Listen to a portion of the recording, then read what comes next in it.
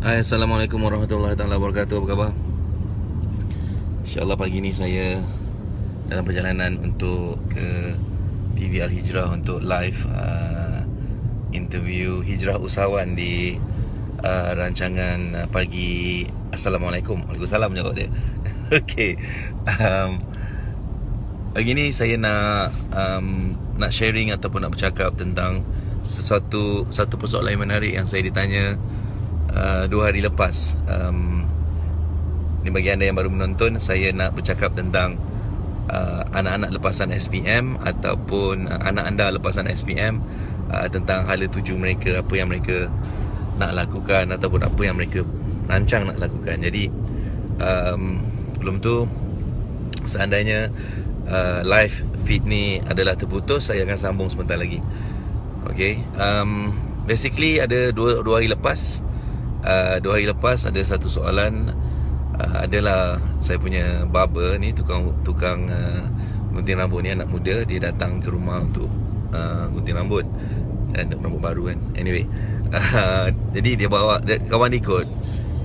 Jadi kawan yang dengar ni interesting lah, sebab dia tanya saya soalan ni. Soalan ni adalah, dia cakap boleh tak minta nasihat sikit. So saya tak pernah jumpa dia. So this first time. Yang barber tu biasalah, tapi kawan ni first time. So dia tanya, dia minta nasihat sikit atau nak tanya soalan sikit. So saya kata okay fine. Masa tu saya tengah rushing lah lepas gunting rambut tu. Tapi saya tak apa, saya dengar sekejap apa soalan dia kan. Kadang-kadang mungkin benda tu penting. Macam saya dulu, bila saya tanya orang lain yang berjaya, dia orang tak nak dengar. Jadi saya kata tak apa, saya dengar apa soalan yang dia nak tanya. Anyway, then came to my surprise, dia cakap dia ni lepasan medik, perubatan, doktor perubatan daripada India. And then dia tanya saya soalan ni. Dia baru habis dan dia bawa kontrak JPA. Kemudian dia tanya saya, patut tak dia berhenti jadi buat practice medik totally dan start business barber ataupun gunting rambut, salon. Which is satu, bila saya dengar tu saya agak terperanjat. Sebab bukan terperanjat macam mana, saya, anyway, kepada yang baru masuk join ni, selamat pagi, Assalamualaikum. Tulis kat dari mana anda menonton. Kalau putus video ni, live feed ni, saya akan sambung sebentar lagi. So anyway, dia tanya, dia cakap saya baru habis belajar daripada India, medical, doktor, and then kontrak bawa JPA. Dia ada minat nak berhenti dan nak full time business barber dan salon, business kedai gunting rambut modern lah kan. Anyway, saya agak terperanjat lah soalan tu. Nombor satu, saya sangat menyokong sesiapa pun yang nak bisnes. Saya sangat menyokong. Okay, cuma dalam keadaan dia, saya meletakkan macam ni. Bukan dia lah, sesiapa pun yang kata datang nak bisnes dengan saya, especially nak buka bisnes, nak buka kedai, saya selalu akan advise untuk kalau dia macam dia, case dia, saya suruh dia kerja. Saya cakap baik, teruskan kerja ataupun teruskan praktis doktor ni, and then buat part time. Saya cakap buat part time. Buat part time tu adalah belajar macam mana nak bisnes benda ni. Weekend ke, ambil sedikit masa, commit dalam masa setahun ke 2 tahun sambil kerja, dan kena buat benda ni. Memanglah dia jadi doktor tu bukan senang, sibuk, saya faham. Tapi saya tak nak dia terus lompat buat sesuatu benda yang dia tak biasa ataupun tak faham, you know. Ramai orang ingat bisnes tu macam tu saja. Boleh kita buat terus, tapi masalahnya ramai orang tak perasan, tak faham cabaran ataupun potensi untuk gagal tu. Kan saya selalu cakap 80% orang berniaga insyaAllah gagal tak 3 tahun pertama. Bukan saya cakap, tapi itu statistik.